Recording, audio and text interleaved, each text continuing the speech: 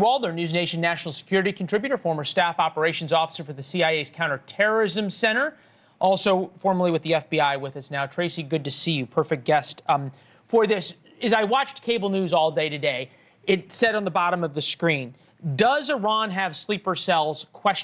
And I thought to myself, it would be more shocking if they didn't have people that they'd infiltrated over the southern border in the past 4 years than if they did. Well, thank you for having me, Leland. And you're absolutely right. I don't even understand why this is a question. I hate to be so blunt, but that's how I feel about it. They have sleeper cells here. They have, quite frankly, for decades. I don't actually think that this is new. I think we may have more of an influx, right, that we're discussing, but this isn't new. They're here. They have been here. They are just waiting for the right moment. And the fact that we're curious and questioning as to whether or not they're here is actually very shocking to me. All right, so the Ayatollah, America will suffer if America gets involved in the war. Take a listen. America's intervention in this matter is 100% to their detriment. What they will suffer in this regard is much greater than what Iran may suffer. The damage America will suffer if it makes a military intervention in this field will undoubtedly be irreparable. What does a sleeper cell attack look like? Is this another 9/11 or something different? I think it could be a combination. I actually don't think it's going to look like a 9/11 type attack, a very complex attack. That's really what 9/11 was. It required a lot of money, a lot of financing, and a lot of planning. I don't think that's what we're going to see here because obviously the world has changed, right, in the last 25 years. And there's been a lot of success in these kind of lone wolf or inspired by attacks. And so I think they're going to be kind of more lone wolf style. I also think that we could be looking at attacks to our critical infrastructure as well that we are not expecting. So this is one of the reasons why it was so important for us to make sure that we vet every single person that came into the United States of America illegally. Now, I believe personally, similarly to what she's saying, that sleeper cells are in every country throughout the world, right? But my point is the impact and the potential catastrophic situation that can come as a result of it, because we basically exacerbated the possibility of what could happen to the United States of America over the last 4 years by allowing tens of millions of people estimated to be in the United States of America illegally. This is another reason why I believe that the Trump administration is trying to get out of America all of these people that's not supposed to be here undocumented, illegally. And so you cannot have any bias with it. You have to remove everybody that's not supposed to be here illegally, because if we weren't able to vet them, how do we know that they're actually here for America or what their true intentions are? This is the reason why they say that you cannot have open borders. If you don't have borders that are closed off to where you are actually vetting people inside of the United States of America, you do not have a country. Let me say that again. If you have open borders, you don't have a country. So while you see all of these stupid liberals, which I believe that is also paid mostly, and the organization of all of these protests in order to ensure that people remain inside of the United States of America, I think that that is intentional. I think that that is leveraging ignorance from liberals that then get distracted by things that don't matter, such as the LGBTQ community and all of this other stupid stuff, to distract you from things that are really happening and what could really happen to the United States of America. You cannot have open borders, and that directly plays into the hands, and again, this is my theory, right? I can't substantiate anything. I'm actually reacting to what it is that they're saying, but this is why you cannot have people doing whatever it is that they want to do and just coming over here unvetted. It's a reason why every country in the world make sure that they vet who's going to be there, how long they're going to be there, what's their intention. Are you there for a vacation? Are you there for business? Are you there for trying to move over there? If you decide to move over there, we got to vet your background. We got to do all of this stuff. It's a reason why those protocols are in place. And we just act like we don't understand.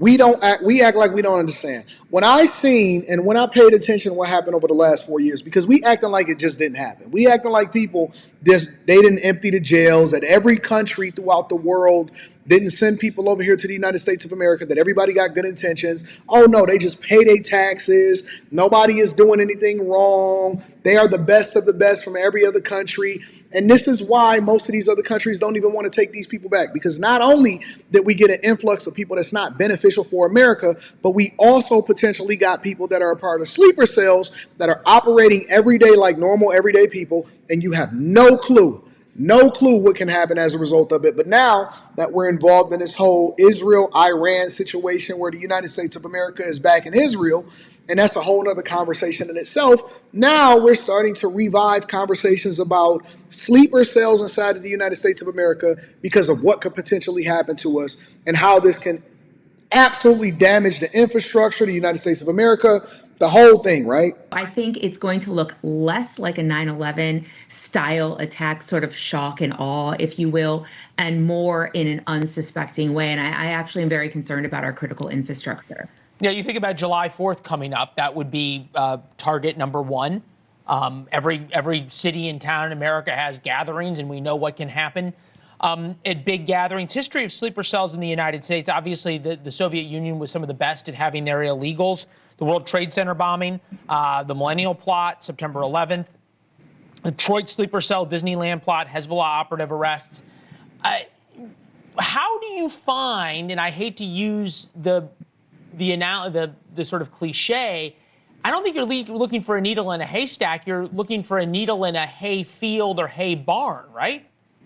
You're absolutely right. It's near impossible to find these individuals because, as you mentioned before, some of them did not enter the U.S. legally, but some of them actually are homegrown, right? So we have this combination that makes it incredibly difficult to identify individuals that might not even come up on our radar. I mean, even if you go back as far as to September 11th, right? Those individuals had actually entered the U.S. legally. Had we checked their visas properly, obviously we would have known because we know that now. But that's the difficult part of all of this. They lead these seemingly normal lives, right? Drawing no attention to themselves whatsoever. But they have to get messages in some way. They have to get a signal in some way. And that's where I'm hoping they will slip up and we will ultimately catch them.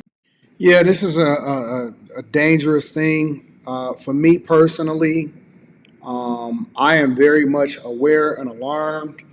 I don't know how you can necessarily tell the American people to prepare for something like this if anything was to ever happen. I try not to be in my conspiracy theory bag in particular, but I always like to make sure that I'm prepared while at the same time enjoying everything that I got as far as being a free American in the United States of America. But again, I think that you compound the situation by allowing for people to come in here illegally because there is no planning. You don't have to have any vetting. You don't even know. We have no clue who millions of people are here in the United States of America. Thank God we got Tom Homan that's out here. And Tom Homan recently did an interview where he was replying to Democrats in Chicago and in Illinois and over in Los Angeles about how they have over 1,000 teams that are extracting and removing people that are not supposed to be here because, again, remember, they came here illegally. They did not come here because they did the right thing. They came here illegally, and even people that are legally here in the United States of America, they don't want them here because they circumvented the process. So let me know what y'all think inside of the comments about this whole thing because it's now starting to spread now that Trump has started to address and tried to convince Iran to come to a peace deal or to surrender. At this point now, it's really about surrendering. Let me know what y'all think inside of the comments. Make sure y'all tap into the Patreon. And also let me know what y'all think about the Supreme Leader threatening the United States of America while at the same time saying that they will never surrender. And in our support for Israel, how is that impacting your fear level? Do you feel any fear at all? I would love to know what y'all think inside of the comments. Make sure y'all tap into the Patreon. Link is in the description. Teach Henley, 40% off your first order plus 20% off for life. I love you guys. I appreciate you. I'll holler at you guys later. Peace.